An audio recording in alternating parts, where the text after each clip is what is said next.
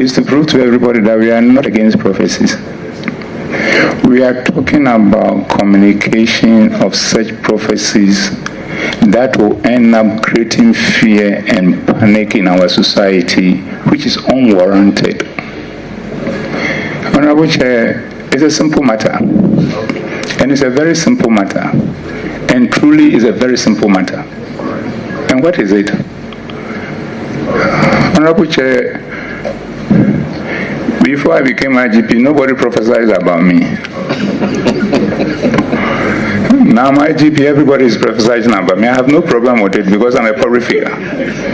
But why should it be such that you found something, God have revealed something to you and you want to share with me? You have to make it a showmanship and tell the whole country that I'm about to die, which of course I'm not afraid. Because the only thing I'm afraid of is death.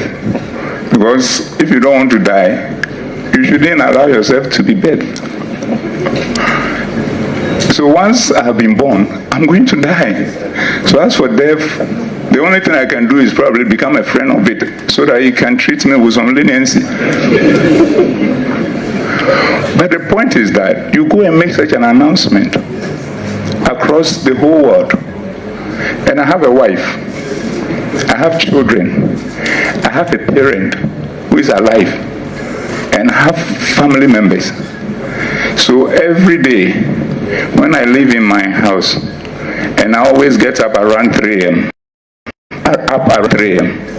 And today I slept up to 5 a.m. My wife will be thinking that I'm dead. And this is something she is going to live with for the rest of her life. And why is it that God himself decided not to tell us when we are going to die? It means a lot. And even there, if you have prophecies about somebody dying, you even have a way in our typical Ghanaianness environment, put it even in Proverbs, for the person to decipher it. I don't put fear and panic in the person, in the person's immediate family, in the person's extended family, in the whole country. And the question is that, you are all elected to be members of parliament by our votes, and therefore you have been empowered by the constitution and other laws to make certain proclamations, which is acceptable. But those who are prophets, who elected them over my life?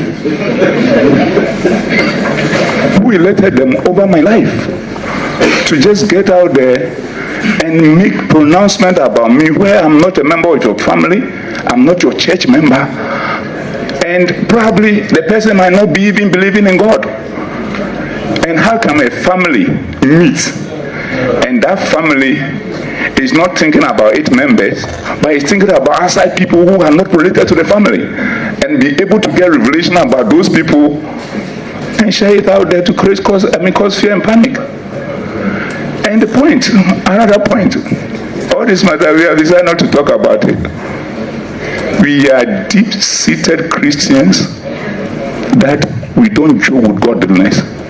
But we also will not allow anybody to use God to create a mess and confusion, because God is not a God of confusion, and God is not a God of disorderliness. Thank you. Amen. So the final point we are making is, Honorable Chair, imagine somebody says that from the beginning of this year, so the time we are in Easter, 90% of markets in Accra are going to be bent. And you say it's a prophecy. Nobody has appointed you to go and make that communication. You will be going to the market every day thinking that they will don't come back. Imagine they come to say that you travel from Accra to Kumasi in the first half of the year, there will be 1,000 accidents and almost about 1,000 people will die. Imagine what will happen.